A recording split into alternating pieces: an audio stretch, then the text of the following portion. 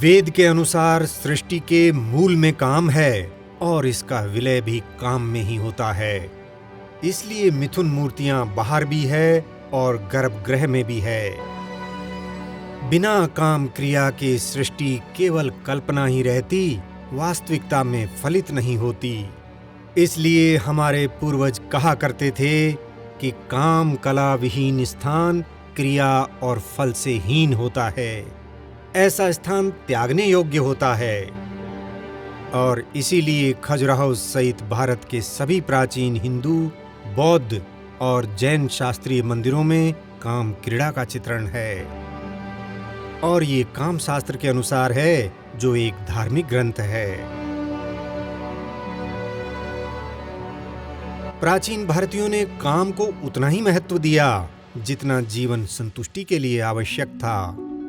भारतीय महामानवों ने काम को समझकर ही निष्काम जीवन का मार्ग बताया था। ऋषि और योगी काम को जानते थे। बुद्ध और महावीर को भी काम शास्त्र का ज्ञान था। आदि शंकर जैसे सन्यासी को भी ज्ञान लेना पड़ा, तभी वे विजयी हुए। काम को जाने बिना इंद्रियों पर विजय कठिन है। वात्स्यायन ने काम सूत्र के अंत में लिखा है कि इसको जानने वाला जितेंद्रिय होता ही है। इच्छा की पूर्ति काम सुख है। इंद्रिय मन और बुद्धि द्वारा सुख भोग काम है। लेकिन दूसरी ओर काम को ज्ञान का शत्रु कहा गया है। तो वह कौन सा काम है जो स्वयं ईश्वर है? वह राग रहित धर्मनिष्ठ काम है। वही पुरुषार्थ है। पुरुषार्थ अर्थात मानव जीवन का लक्ष्य। हिंदू धर्म में मानव जीवन का लक्ष्य भोग और मुक्ति दोनों है। विष्णु ने अपने भक्त बलि को इंद्र से भी अधिक भोग भोगने का वरदान दिया था। भोगों के लिए ही बलि को पाताल का राजा बनाया। राजा से ही जीवन के लक्ष्य प्रवाहित होते हैं। राजा युधिष्ठिर धर्मपूर्वक शासन कर रहे थे। एक दिन नारद मुनि उनकी कुशलक्षेम पूछने आए। आते ही पूछा, राजन, क्या तुम्हारा धन तुम्हारे निर्वाह के लिए पूरा पड़ता है? क्या तुम्हें इच्छानुसार भोग प्राप्त होते हैं?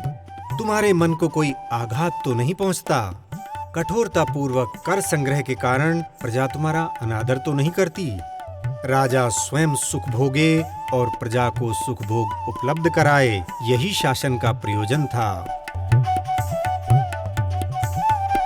कई राजा भोग का त्याग कर मोक्ष के लिए सामाजिक जीवन से दूर वन में चले गए।